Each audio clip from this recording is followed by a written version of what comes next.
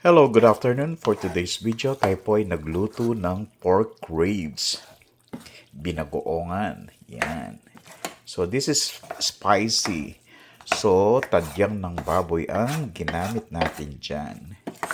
So, ginisa natin siya sa bawang, sibuyas, at pinirito natin sa kanyang sariling mantika.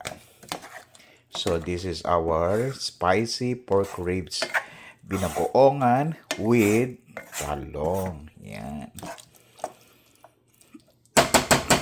So, malambot na po siya. So, ang next na lalagay natin dito yung ating red pepper. Para medyo maganda yung kulay din ng ating spicy pork ribs binagoongan. So, since na lumabas na yung sarili niyang mantika at yung ating bagoong ay nakot na sa ating ribs. So, ngayon, ang next follow natin ay lagay na natin yung talong. So, yung talong, kung napansin nyo, merong excess na ano dyan. So, dito natin siya ipiprito. Yung ating talong. Naku po, napakasarap nito.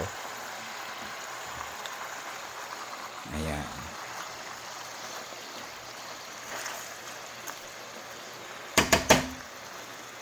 Diba? So, this is our spicy pork ribs binagoongan with talong, of course. So, hindi ako gumamit ng vinegar dyan. Maraming kalamansi ang nilagay ko dyan. Para yung medyo alat at saka yung asim ng ating ribs. Ayan. So, i-coat na natin siya para pipirito niya sa sariling mantika. O, di ba?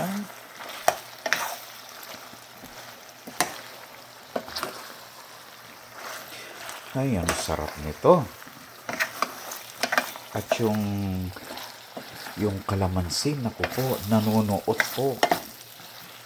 Mapapayami ka na naman. Yung ano ng ano, no? Yung mainit na rice. Nako. Ilang cups na naman ang mauubos nitong dito sa recipe to. Oh, di ba?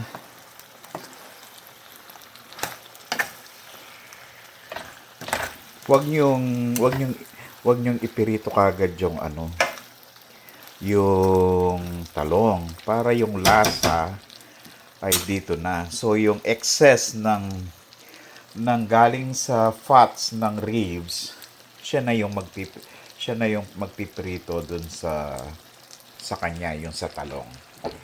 Alright. So, yan po yung napakasarap na spicy pork binagoongan with talong. Oh, diba? Ayan yung masarap, yung coated siya.